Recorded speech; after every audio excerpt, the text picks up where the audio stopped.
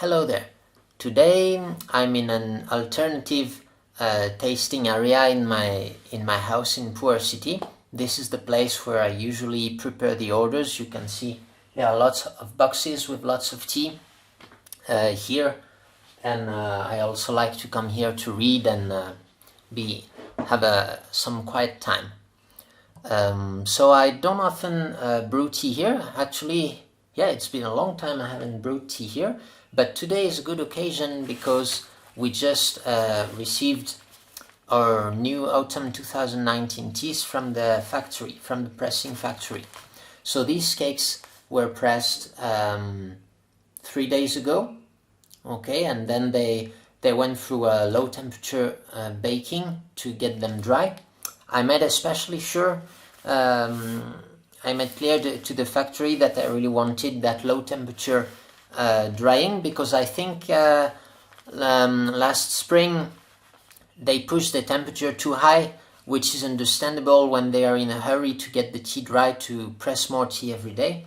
And actually I feel like our teas had that green tea taste for quite a long time after the pressing.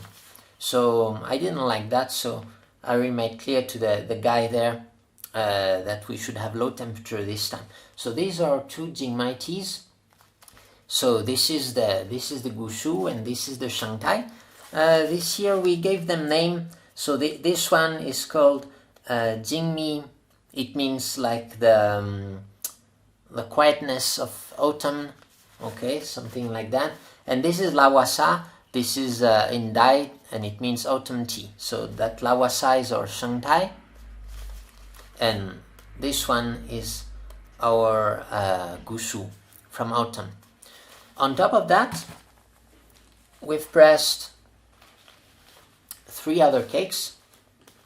One Nannuo, as usual, you know, we've pressed with same producer as the spring version, Lao Man E. I'm sure you'll love this one. And Lafu. So I'd like to try these teas quickly because I haven't tried them myself. I just got them yesterday, and we've been very busy this last couple of weeks. So yeah, let's try them. Okay, I have hot water here. Let's go ahead and have a look. So we'll start with the side-by-side Gushu and Shengtai. Let's first have a look at the leaves. This time I'd like to do things properly and show you everything that you can see in the tea. That's why I came here, because we have better light. So you can see that this tea has quite a yellow shade. Usually autumn tea has a more yellow tone, okay? Especially the buds. Usually the buds are not they are not pure white in autumn. They are more a little bit yellow. Maybe this is due to the fact that they usually take more time to dry, and as the tea lays on the drying mats and don't get dry, they get slightly they get more and more yellow as the hours pass by. So because we have a stronger sunshine in spring, usually you tend to have greener young tea, while when you make autumn tea, you can see that you have that kind of yellow shade. You have very fiery buds also, and still some huangpian. So of course we sorted the huangpian. We sorted them by machine.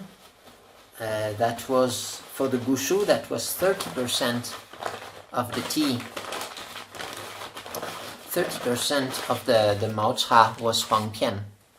So that's something you have to consider when you make tea, and especially in autumn, of course, because you know in spring it's not a big problem. It's usually around 10%, but in autumn, depending also on the material you get, the raw material you'll get quite a lot of huangpian. And so you can see that this is the Shengtai. Actually we can keep it unwrapped. We can compare it. Huh? This is the Gushu and this is the Shengtai. So I hope you can have a good look here. It's pretty hard to make the difference like this, you know. I would say maybe the Shengtai tends to have a bit more stems, but really it's not so easy to make the difference for autumn tea when looking at the cakes. Usually the Gushu will have a slightly darker tones. The leaves will be a bit darker than this one. This one are a bit more greenish, yellowish than the Gushu. But honestly, it's very hard to make the difference in pressed cakes. The easiest is to look at the raw leaves. Then the mouthfeel, you can also make the difference if you're used to. And when the cake is pressed, it's really harder. Okay, I'm gonna put 2 gaiwans, and I don't weigh the tea because, well, I'm just in here for, I just want to taste right after the pressing, actually. I want to check that green tea taste. See if we have it this time or not. Yeah, still quite a lot of Huangpian. And even though yeah, it's quite strange because the Shengtai we harvested mainly 1 but 2 leaves. Maybe it's maybe it's half 1 but 2 leaves, so there shouldn't be any Huangpian, and half normal material with lots of Huangpian in the tea. While the Gushu, you cannot have 1 but 2 leaves, so you just have to do with the Huangpian. So how can I move that? I'm gonna put them here. This is not really designed to have 2 gaiwans, but let's try it anyway.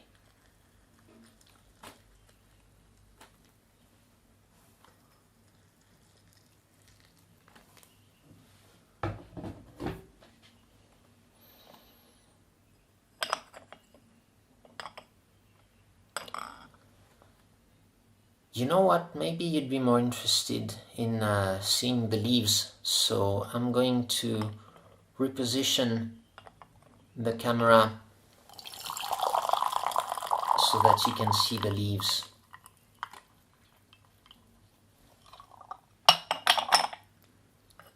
I'll do that in a second.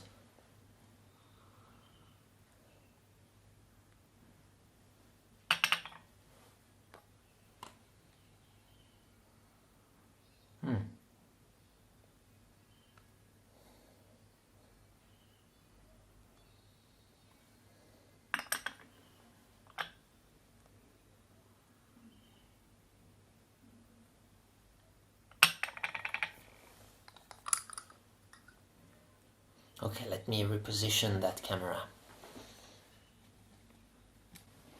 Okay, let's get back to it. So, I hope you can see better now. Can have a look. This is the Gushu, and this is the Shengtai. So this was just the rinse. Just took me 2 minutes to reposition the camera, so I haven't tried them yet. I'm just gonna rinse. Let me see how I can do that. Maybe like this.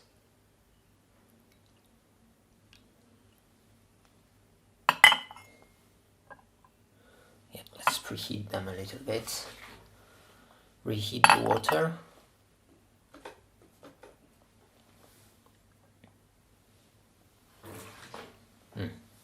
I'm gonna put these 2 gaiwans at the center because maybe the tea leaves are more important than the Gongdao Bei. Yeah, let's do something like this. Okay. So let's try the first brew. This is the Gushu.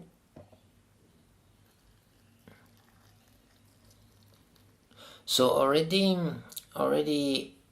when I smell the tea, I get that little gift that I only get once a year, you know. It's the smell of fresh autumn tea. It's a very distinctive smell. You don't get it in the spring teas. It smells like a forest, or it's really hard to describe that smell.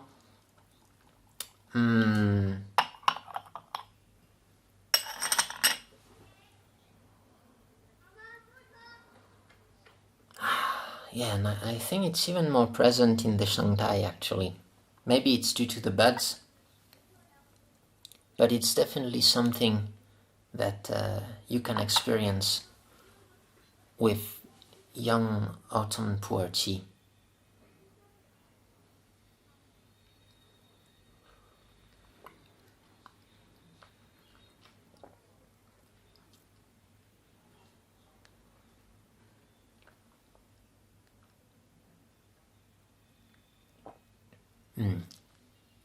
Okay, so it's 3 days after pressing.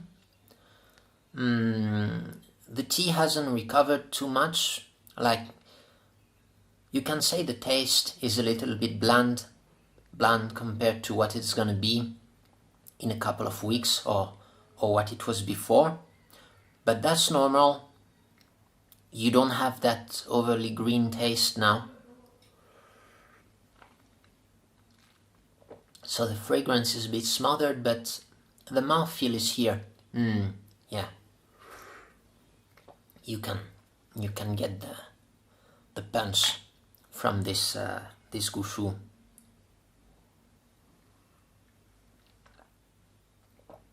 So let me talk a bit about how the harvest went. Actually, we didn't make much tea this year, both in spring and autumn. And in autumn, just like in spring, it was due to a very scarce harvest. There just wasn't that much tea around.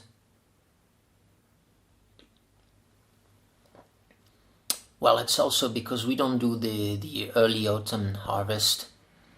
I think the tea is not good enough, you know, because if you listen to people in Jingmai, they'll tell you that late August is already autumn, and usually you have a first flush that comes there, that sprouts at that time, mid to late August.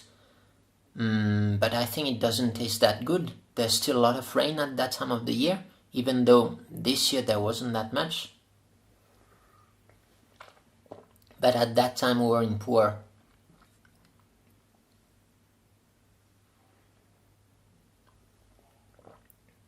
And anyway, I think there's no need to make a lot of autumn tea. The important is to get the good stuff that comes towards the end of autumn. The problem is this year the autumn season stopped very early. I think the last batch we processed was like mid-October.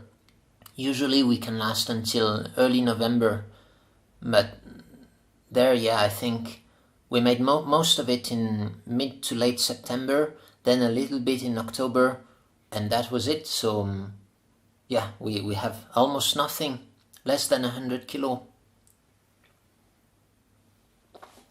Okay, let's go to the second brew. Maybe I'm not gonna do very long sessions this time because I still like to brew the other teas.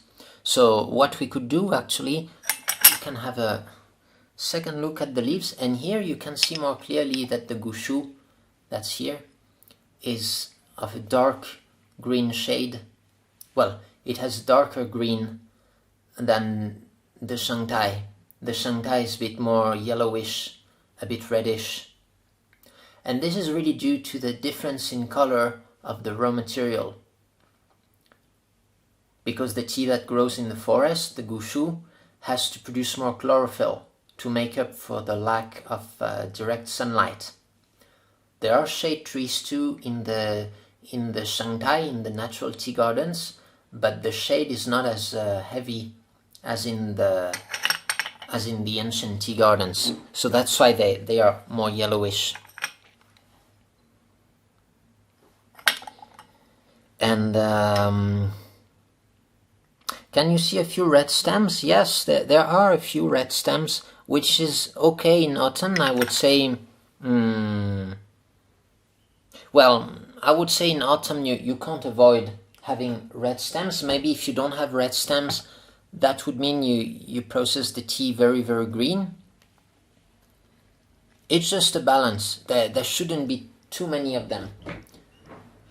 We'll have a look. I will brew these two teas stronger so that they open up quickly and we can compare the leaves even more. Then maybe we can find some interesting things in those leaves. So yeah, the autumn season usually it's much less busy than the spring season. You don't have a lot of tea to process every day. Usually you're just begging for tea, actually. Just going around the mountain with the motorbike and looking for tea to buy.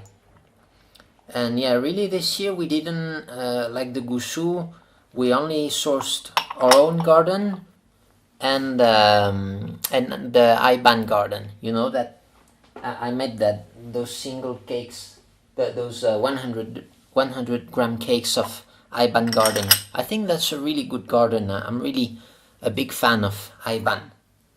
And by the way, these names you will have a hard time getting them on the market because they are only really known in Jingmai.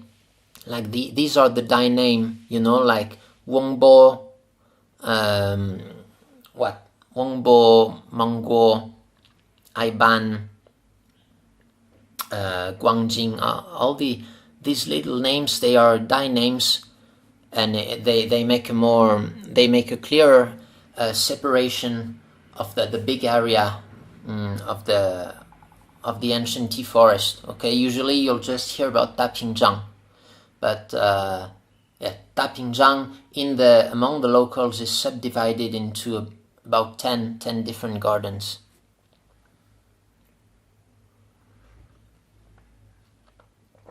Now you could ask yourself, to which point does it matter, really?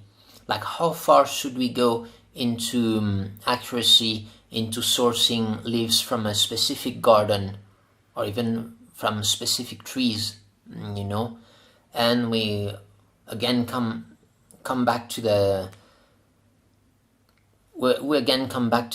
dilemma of blending versus keeping a single estate, a single area. And every tea you make is a compromise between the two extremes, right? Because you have to blend at some point. And you know, I tried a few single trees production, I mean from one single tree, and I found out that if I blended them together, the tea would taste much better actually than the single trees. So yeah, I've kind of dropped that idea of making single trees productions.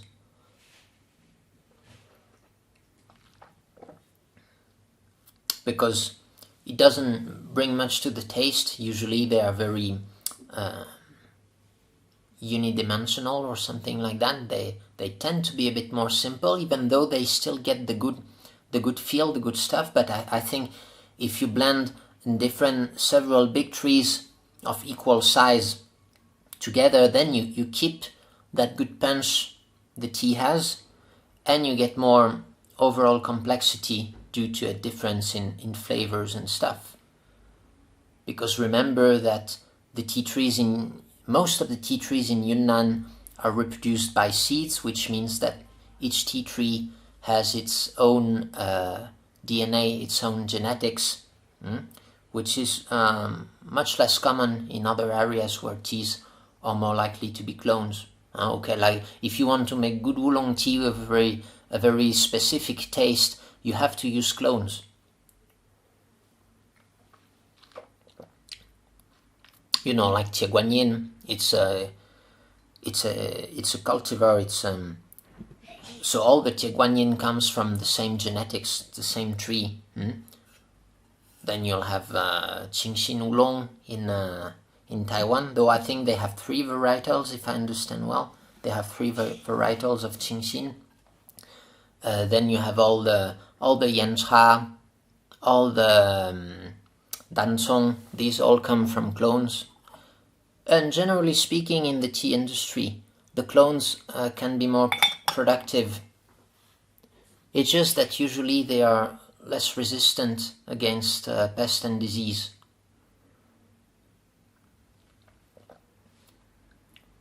Well, it's easy to understand why, because they all have the same genes. So one weakness in their structure, weakness to a virus, weakness to a fungi or bacteria, and the whole field will die. Okay. So usually, if you have clonal varietals, it will be harder to do to get rid of pesticides, for example. You will need to rely on more pesticides. Usually, I can see that around Pu'er they have a lot of clonal varietals, and it's easy for them to not spray pesticides on what they call the old varietal, like reproduced by seed, because it's naturally more resistant, thanks to the genetic diversity. But then all the selected cultivars, like selected to make big buds, selected to have special fragrance, these are usually more vulnerable, especially if they get the sinensis, the small leaf varietal in them. You know, like all the oolong teas, they tend to need much more treatment, much more care than the good old rough Assamica. Okay, so this Gushu has quite some bitterness. It has a good potential. I feel like the cakes are not really dry yet. I feel like in 2 weeks I'm sure they will taste much better, and they will have a larger complexity of fragrance, and maybe more, even better mouthfeel. But here you can feel the good stuff in it. So I'm still quite okay with these teas. You know, the good tea, it has to feel a bit oily. You know, like good craft beer, like you feel like you're both drinking and eating stuff, like you feel the stuff going through your mouth and your throat. And usually good tea makes you more talkative. So that's why it's good to have it with friends. Or to have it when you're shooting videos.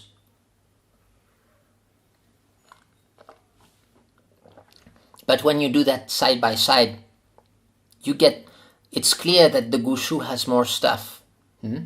This one, the Shengtai, I think it in some way, in some occasions, maybe I would prefer the Shengtai over the Gushu. That would be, for example, if I want an easygoing tea, if I want to drink a lot of tea, but not too strong, okay? Maybe the Shengtai would be good. For example, you're going to work for a long time, or you just need to keep hydrated. You just brew that Shengtai in a big mug or in a thermos bottle, and does the trick, you know. It just keeps your throat cool, keeps your brain a bit awakened, but not too much. Because if you drink too much Gushu, sometimes, you can get tea drunk. So when you're when you're in a tea session, that can be good, but sometimes you just don't want to get tea drunk. I don't know.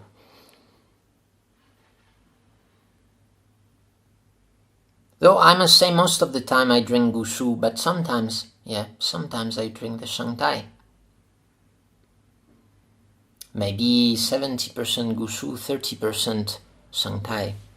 you can really see that difference in color. So okay, I want to move over to the next teas because I can see the clock running, and I feel you might be bored actually if I just keep talking about these two teas.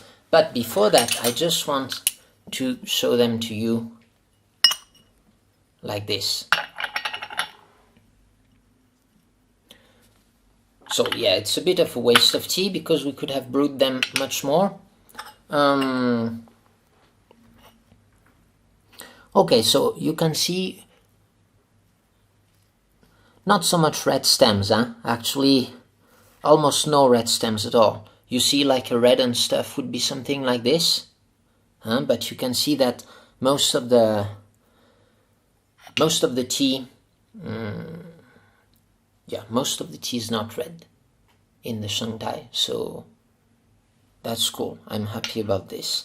But it's a bit yellowish, you know, like just like most autumn teas are.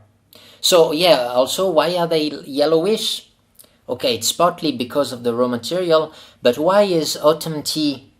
why is autumn tea... Another reason why autumn tea is redder, is a bit more yellow than spring tea, it's because of me. It's because I like to process them a little longer in autumn, because that way you make sure that the stems are cooked, because in autumn the stems are thicker than in spring, so they need a longer cooking time. Yeah, of course, that's also why. And so this is the Gushu. You can see that actually that Gushu has usually thinner stems than the Shengtai. And really these things, it's so random, you know, it also depends on the garden, the varietal. So as soon as you hear, oh, Gushu should be like this or like that, you know, or look at this leaf, this is Gushu because the veins stick out, like the veins on the leaves are very obvious. Usually it's bullshit, you know, because it really depends on the varietal. In some cases it will be, in some cases it will be the opposite. In Jingmai, I would say the color, the greenness, the Gushu has darker green, but this is only in Jingmai because the Gushu grows in a fairly heavy forest cover, and it might not be the case elsewhere. You have places where the Gushu doesn't particularly grow in a forest. I can think of where like Xiaohusai in Mengku, or even Hekai. Actually, a lot of the gardens in Hekai, the big trees, they just grow in the open. Lao Banzang would be a mix of forest and open air. Yiwu would be maybe a bit more like Jingmai, in my opinion. Well, then it really depends because they have so many plots. What makes Jingmai really unique is that it really has that huge tea forest, and people who visited me in Jingmai can testify of this, you know, in the comments, because, you know, maybe some people would think that I'm just telling stories, but I can tell you that some people come visit us every year, and feel free to support Jingmai, support the beauty of Jingmai Mountain in the comments. It's quite a nice place to visit, really. So now, I'd like to go with 3 Gaiwans actually. Isn't that a bit too much? It might be too much, but we're going to do that anyway, so that we can have a good look at these 3 teas. Okay, so we have Nannuo. If you can read Chinese, okay, that's Nannuo. So you can both buy tea and learn Chinese at the same time. I'm not sure these characters will be very useful, but why not? These are, yeah, Lao Man E and the Lafu. Let's have a look at the leaves. Okay, we're gonna... So this is Nannuo, and this is quite interesting because my friend Tafa, who lives on Nannuo-shan, so he's from Banpo Laozhai, the famous village of Nannuo-shan. He presses the cakes himself. He really likes to learn stuff, you know, and he has a really nice factory, and he presses the cakes in those in that well, he has a small space where he presses his own cakes, so that's pretty cool. So I didn't have to press them, didn't press them in pour. So that Nannuo cake will be better because it was pressed maybe a month ago or so. Now this is Lao Man E. You can look at the leaves. Yeah, that's really nice. They like to give it a very, very long shaching in Lao Man E. I really like their technique. But I'll talk more about it. Wait a minute. And this is Lafu. So Lafu, this is it's a totally unknown area. It's at the border with Burma. It's in Monglian, so it's in the northwest of Jingmai. Or yeah, northwest or west, you could say. And it's a beautiful place by a lake. I actually made a video a couple of months ago about our visit to Lafu, and at that time, so basically we were hunting for tea trees there, and we found very big tea trees, and we found a guy who was willing to process the tea and stuff. Originally I wanted to visit, but I didn't have time to in autumn, so I told him to process the tea, gave him a few instructions, and well, he did a pretty good job. I mean, he's not very experienced with tea processing because they used to sell the fresh leaves to a factory, and I think for a first try it's very good actually. I wouldn't say the tea is perfectly processed, but it's definitely on a good way, and I'm looking forward to the next season where I will really try to visit him and process tea, because that guy is quite interesting. Okay, so let me just compare like this. Okay, so this is Lafu, Lao Man E, and Nannuo. So what can we say?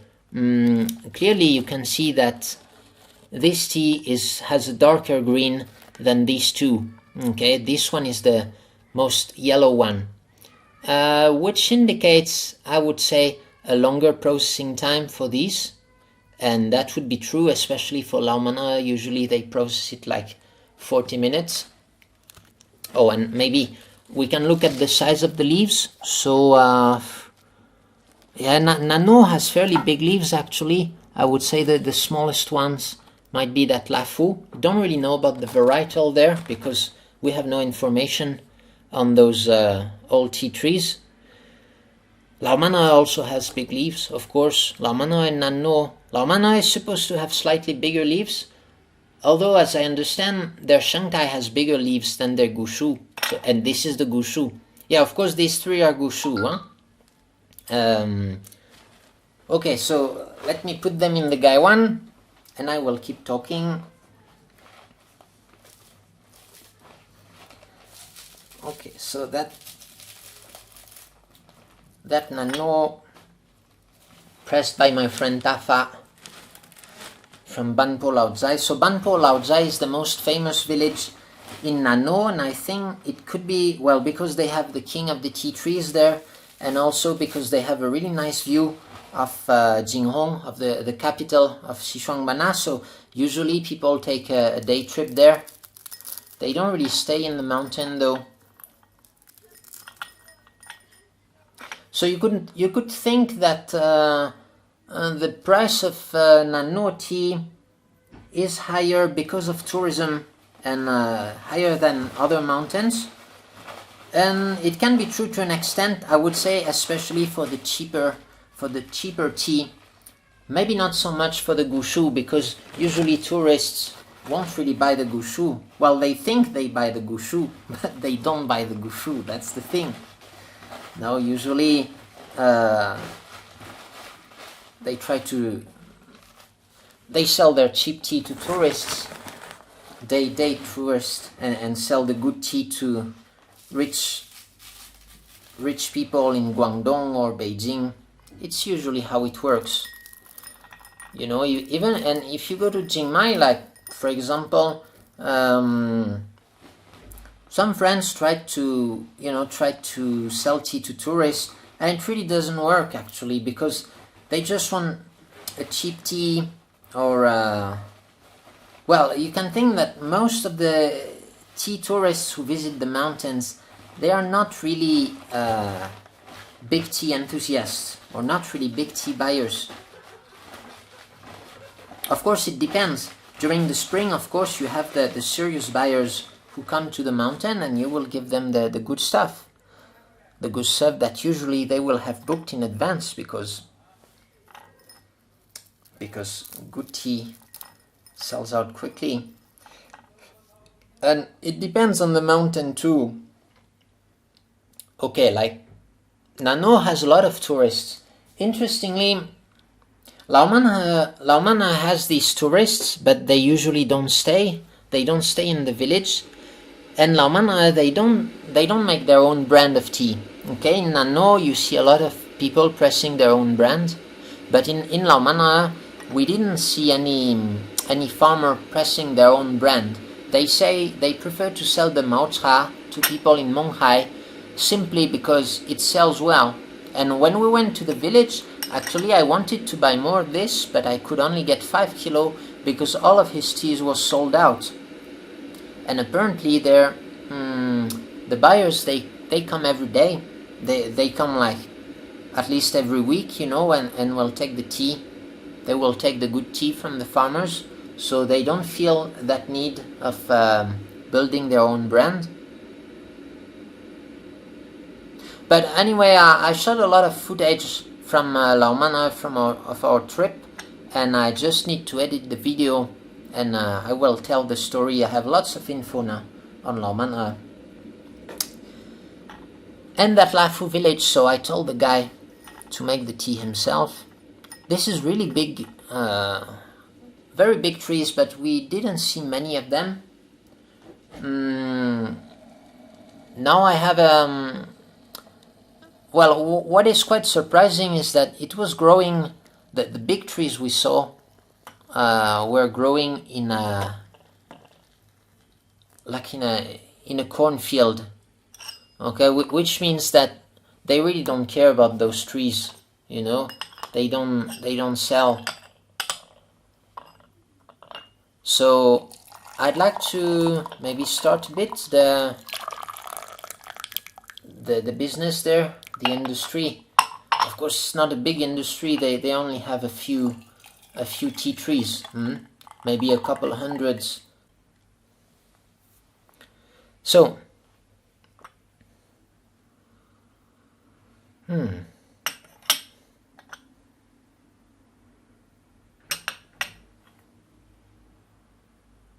oh, all of them have different fragrances, huh? It's very interesting, and yet the fragrances, the fragrance is a bit smothered because of the pressing.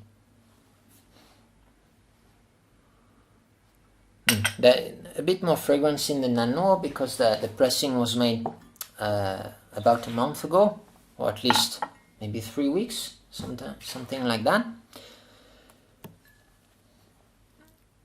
But yet you can feel the stuff in the Lafu.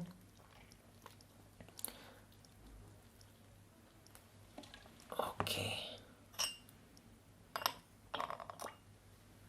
So the mouthfeel, I remember trying the mouthfeel before I pressed the cakes, and it had a kind of a burnt taste. I think they used too high a temperature in the guy used too high a fire when frying the tea. So, and you can see, I'm sure he let the tea burn because you can see a lot of little dots in the soup. So it's not a big problem. It's just an aesthetic problem, huh? To have little dots in the soup, and it occurs when you let the tea burn. And if you let it burn too much, then you will have a taste of burning. But I wasn't with him for the shaching. I feel when you look at the leaves, it looks still okay. Well, we'll need to adjust some parameter. I think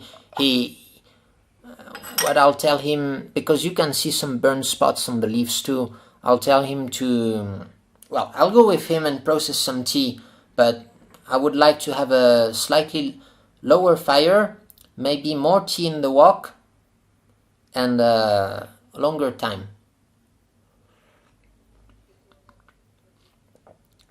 So, yeah, the burning is not really obvious, and it's not, well, it gives it some kind of charm. It also has, on top of that, it's not really burnt actually. It's a mix of smokiness and a bit roasty, a slight roastiness, and it's actually quite pleasant.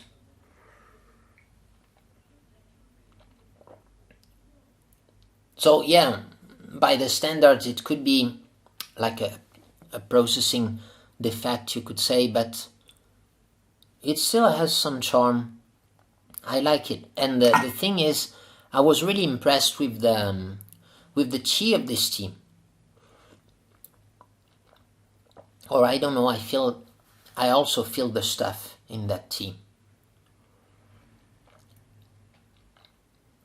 It doesn't have bitterness. It's I would say it would be maybe more Iwu-like, or maybe like a good Jingmai, like a really good Jingmai tea would be without the great fragrance. You forget about the fragrance. It has some high-pitched fragrance, but it's not what makes it special. I think what I like is really the way it goes down the throat. The cleanliness, that's what I was looking for. It has a very clean mouthfeel. And that kind of clean mouthfeel, you usually get it in the big trees. That's really one of the main differences, I would say, between small trees and big trees. Okay, and you see, when you have a lot of dark spots in the soup, it's not a problem. Just let gravity act, and they will fall at the bottom. I feel it's totally useless to use a strainer. You know, it's some useless piece of equipment. But of course, that's subjective.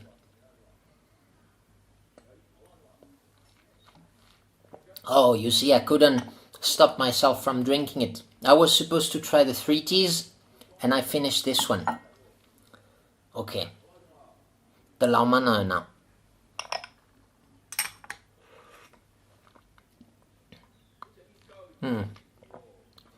Oh, so I think there's a great misconception about Lao Man E. Okay, when you say Lao Man E, people tell you it's extremely bitter. No, it's not necessarily extremely bitter. They have 2 varietals in Lao Man E. A minority of Kuchra, the bitter varietal, which indeed is very bitter, and a majority of Tiancha, the sweet varietal. And the sweet varietal, the Gushu, is more expensive than the bitter Gushu. That's because usually, the good stuff is the sweet tea, in my opinion. Well, the Kuchra, I would say you need it in a blend, or otherwise you need to be a seriously hardcore drinker to drink that kind of stuff, because indeed it's very bitter. But it's not the most bitter ones I've tried. I've tried some, I would say more bitter is Xiao Mongsong in Tamonglong, south of Jinghong. You have a place called Mongsong, not to be mistaken with the Mongsong that's north of Nannuo, but in the south at the border with Burma. Xiao Mong Song, and it's extremely bitter there.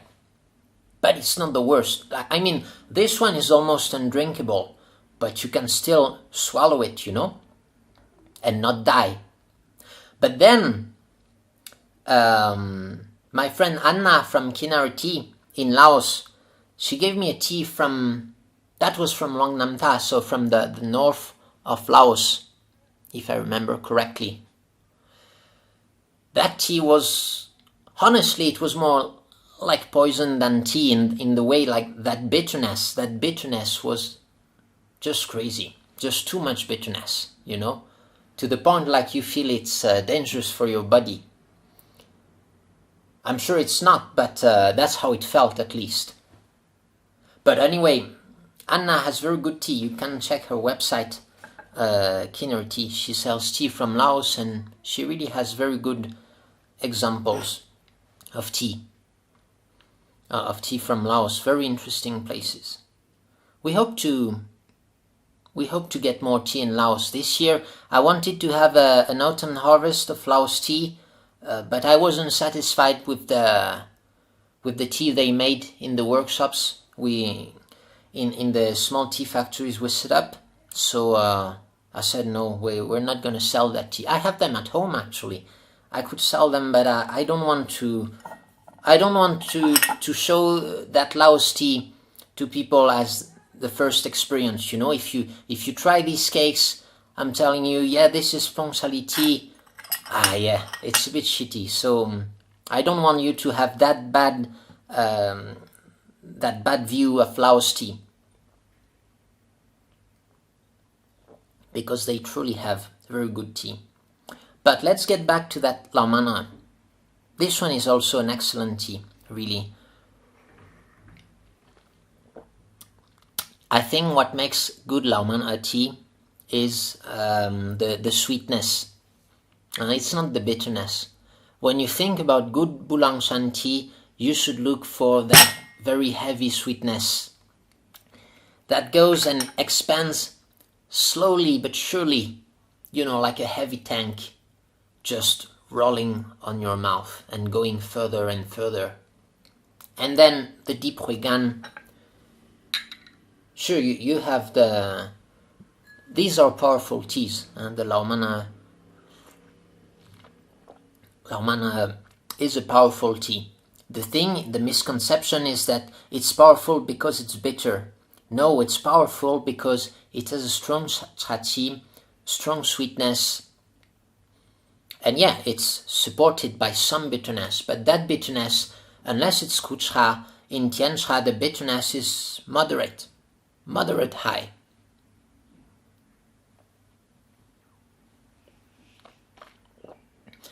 And so I like Lao Man E, or usually Bulangshan tea. They have a special fragrance, and really they expand slowly really in the mouth. It's not like Jingmai. Jingmai is very straightforward tea. From the first cup, you can get the feel. You get that nice orchid fragrance and everything. But Lao Man E tea is, I would say, somewhat a much more serious tea, maybe a deeper tea or something like that. And I'm not looking down on Jingmai tea really, but I must say that Bulangshan tea, and especially Lao Man E, that's one of my favorite areas. Well, the favorite areas, you really have Yiwu, Jingmai, and Bulangshan. To me, that's really the top three. Well, Bulangshan, and including Lao Banzang, of course, so extended Bulangshan, we could say.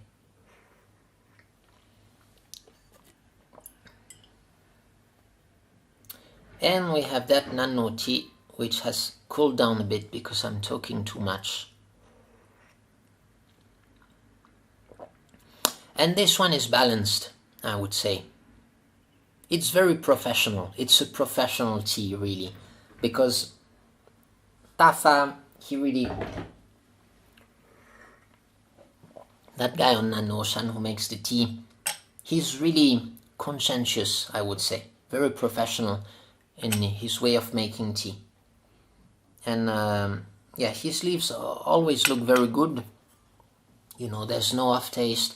It's just processed the perfect way. So, and what's the characteristic of Nannuo? I think this tea, that area is a bit harder to grasp. I feel like they produce a variety of tea. At first, you could think the fragrance is the characteristic, but never trust the fragrance really in pu'er tea. I would say it has a heavier sweetness than Jingmai. Maybe it's an in-between, maybe between like Jingmai and Bulangshan, but it's also somewhat lighter, although the tea that Tafa makes, and I buy from him because I feel his teas are more powerful than the average Nannuo. Maybe it comes from the raw material selection, maybe it comes from the processing. I just feel that his teas are a little bit better than the average Nannuo you can find.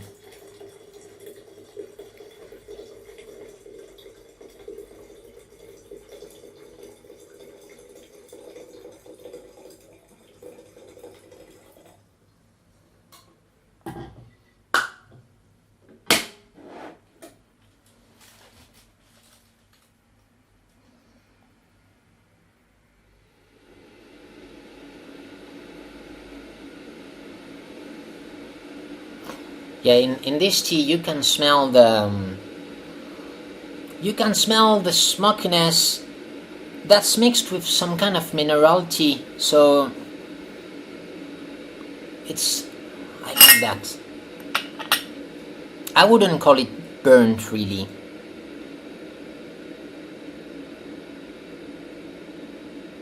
And honestly, I feel like I'm really happy of having found that area.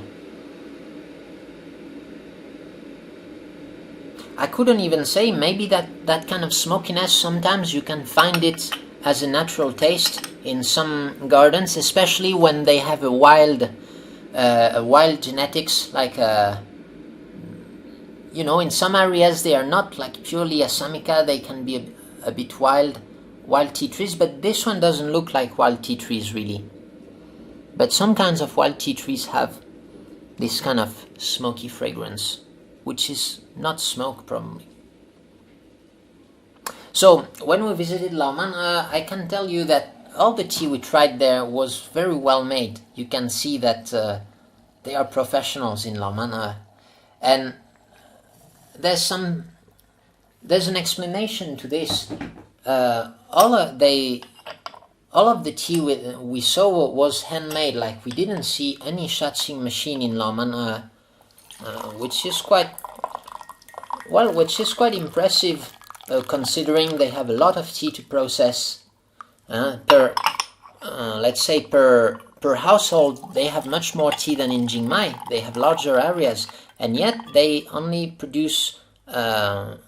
make handmade tea. And they tell us it's because they have a lot of workforce available, either coming from Burma or from Monghai.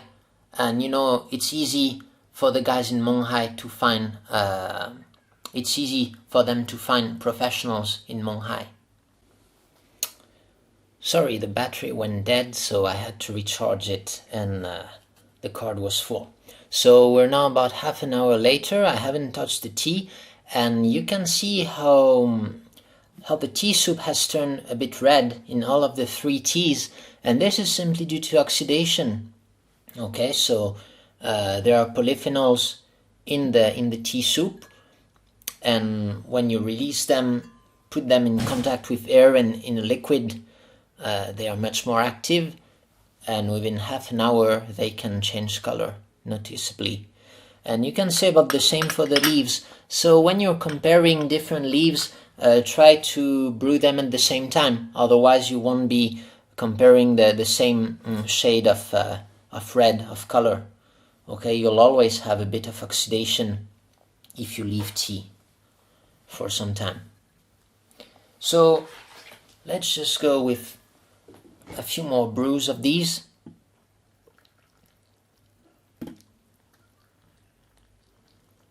So that place, the Lafu place in Monglian, it's quite interesting. I was wondering, like, well, why isn't their tea famous? And I think it's mainly because there's not much tea there, not much Gushu, but there's actually a lot of Taidi, a lot of plantation tea there, and it's not bad. They sell it at a very cheap price. They mainly make black tea, and it's okay. So I think the terroir there, the soil might be good. It's just that it's a very remote place, and all around, like the mountains around, mainly there's a huge coffee plantation. There's a lot of coffee being planted in Monglian, and as well as in the rest of Puer. You know that Puer nowadays has more coffee than tea, as I've heard. I'm a bit interested in that coffee stuff, but it's a bit hard to develop the coffee industry in Puer for several reasons. Their costs are high, and the taste is not so good so far because that supply chain isn't very established yet, so there are lots of problems with processing and stuff. Oh, you see that now that I've left the tea for some time, they have oxidized, so they are a bit redder. And also, because you leave the tea, there's still water in contact with the leaves, so that will lead to overbrewing. Okay, because even when you empty the tea, it's still wet on the outside, so the polyphenols and stuff, they are attracted slowly to the outside the leaf, and when you brew the tea on the next time, you could say that it's already been brewing for a long time at a slower rate than if there was a lot of water, because you don't have that pressure, that differential, but it's still brewing.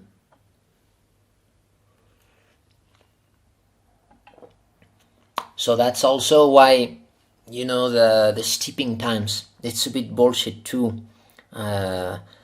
Because if you really want to be accurate about the steeping times, you should also count like how much time between each infusion. Okay, because let's say you brew a tea and then leave it for half an hour, then the next steep you will want a very short time.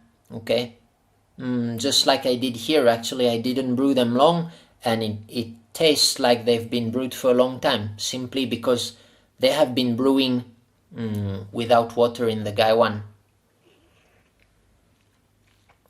But anyway, that's very strong. That's the Lao Man E. I'm here to taste the tea, and I don't mind having them strong. If you really want to judge a tea, brewing it strong is the best way. I would say usually if you hear like, this is a great tea, but you should brew it very lightly, otherwise it doesn't taste good, then to me it means it's not a good tea. Usually a good tea, you can push it and it will deliver you power without having harshness. That's what makes a good puer tea, in my opinion. Sure, for other kinds of tea, it could be different, like a yen cha or dantong, maybe it could be different. Oh yeah, even Japanese green, all these. This is just too strong. I will just brew another time. So all these teas are quite pleasant, and now I can feel deep Huigan. So these, despite being autumn tea, autumn tea is generally considered as weaker than spring tea. Despite being autumn teas, I think they still pack some punch. So I'm also happy with these. We couldn't source more tea this autumn because we were very busy, because actually we just got our first kid. His name is Lucas. He's a boy. So Yubai gave birth 2 weeks ago. So that's why we were kind of really busy during the the autumn session.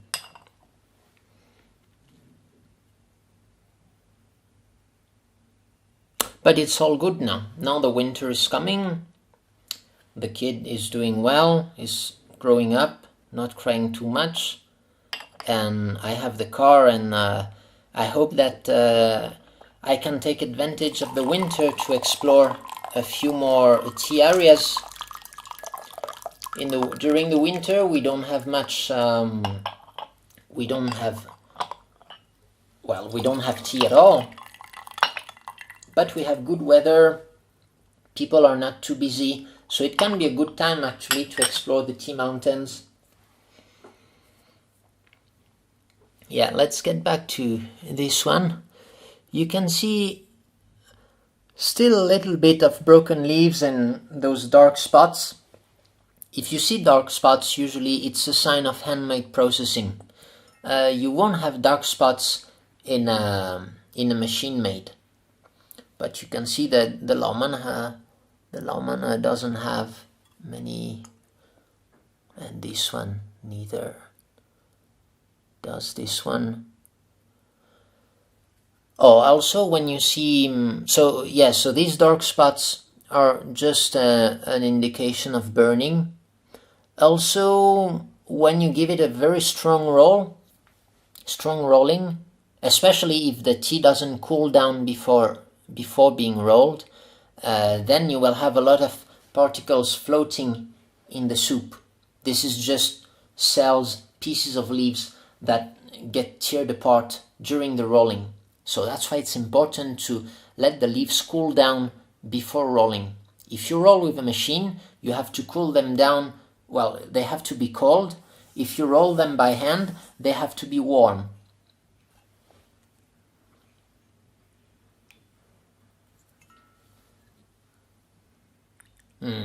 Simply, I feel like when you do the hand rolling, you get a better grip when they are still a bit moist and warm.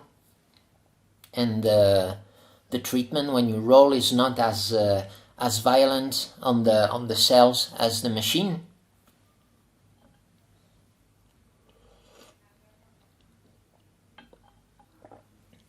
So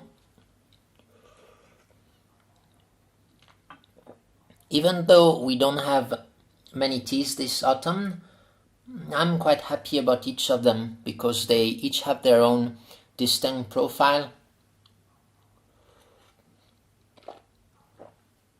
You're quite used to our Jingmai tea now.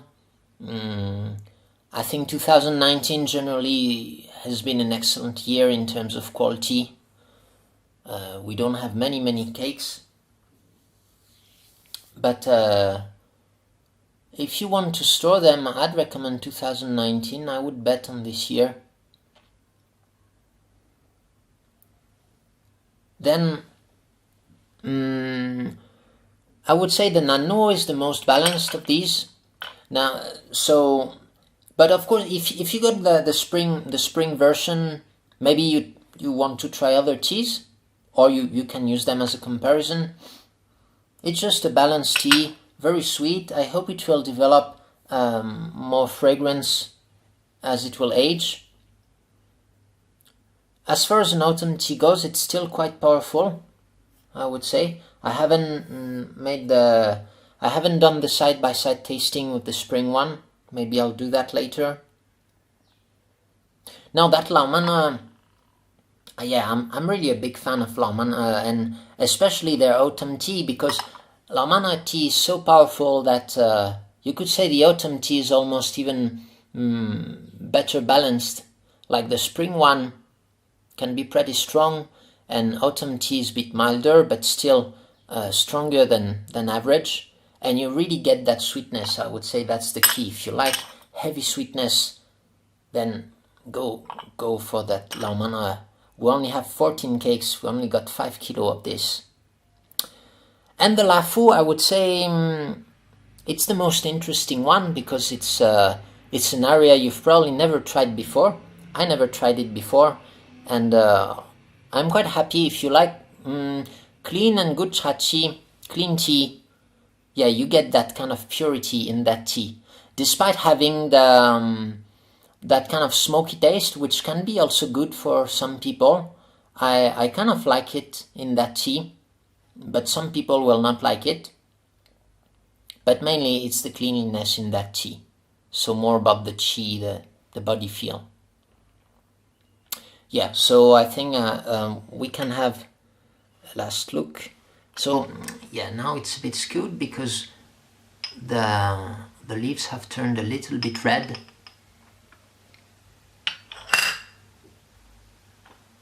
You can see that the Lafu tea is clearly greener than the other ones. So it's a shorter shaching, but on the other hand, the leaves are smaller.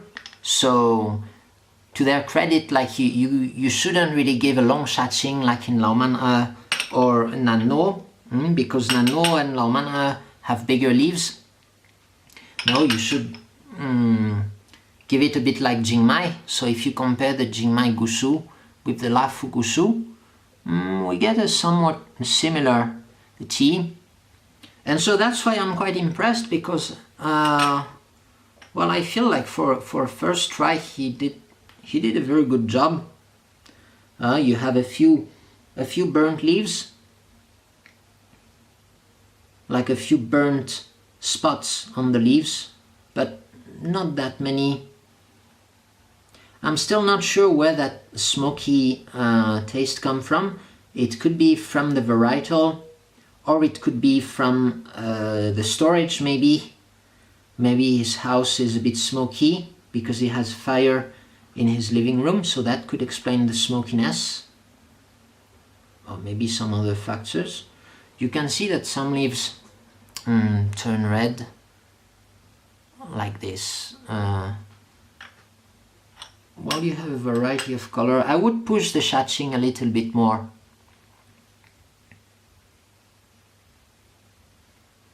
And you can see very beautiful leaves with very prominent veins.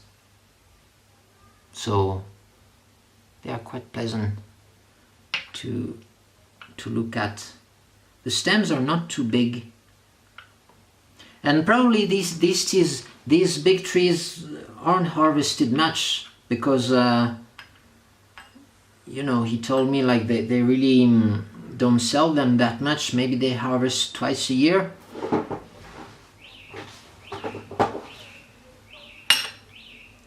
Now the Lao Man, yeah, you can see more yellow. So interestingly, this batch is quite a few red stems. Well, slightly reddened. This is not the impression I got from the Moucha. Of course, sometimes it's hard to judge just on a small guy one like this, because you have a lot of randomness in the leaves, and maybe just a couple of leaves will alter your judgment on the whole Moucha, while actually it was just part of the randomness that you got these slightly reddened leaves. Yeah, I'm quite surprised to find these reddened leaves here, because usually the gardens in Lao Man are not remote. They're not far from the village, so you don't have that problem with transportation. So not much problem with bumping the raw leaves in the bags. Yeah, I couldn't really explain, because they look a bit bumped like this, so I don't know. But I didn't notice that in the Moucha I tried, so don't really know what's going on. Now, yeah, slightly red stems. Also, the fact that we left it for half an hour, it does play a role in enhancing oxidation. Maybe there were little bruises, like when I started brewing I didn't notice this redness, and it doesn't come out too much in the tea soup, so don't really know what's going on there. But generally they are yellow. They are more yellow because they gave it like 40 minutes of cooking. And then you have that Lao Man E tea. Quite nice leaves. Also you can see slightly reddened stems. if you compare to the Jingmai Gushu, so it means I kind of like to give it a greener process, greener than most. Usually you can enhance the cooking without raising temperature by just adding steam in the batch. But if you do that too much, it will, again, just like a heavy rolling will do, it will strip some of the cells off the leaves, and you will get a slightly muddy tea soup, though I didn't notice it in that tea. And especially after pressing, the muddiness should be toned down. You'll get it more in the mouthfeel, because during the pressing you steam it again and dry it again, and it kind of fixes those small cells. It fixes them on the leaves or something like that. Well, I guess it has to do with the drying, the baking you do during the pressing. Okay, so that's about it for today. I think it's already been a long time. I hope you will enjoy this kind of longer video format. This was totally improvised. Well, let me know in the comment section if you like this kind of video, or you would prefer more fast-paced videos. We could actually take an even closer look at the leaves and talk even more about what you can find in the mouthfeel. But that's it for today. I will leave you here. The tea will be uploaded on the website very soon, so you know that the Black Friday is here, and we will offer these teas as well as more teapots on the website. So stay tuned and have a good tea. Goodbye.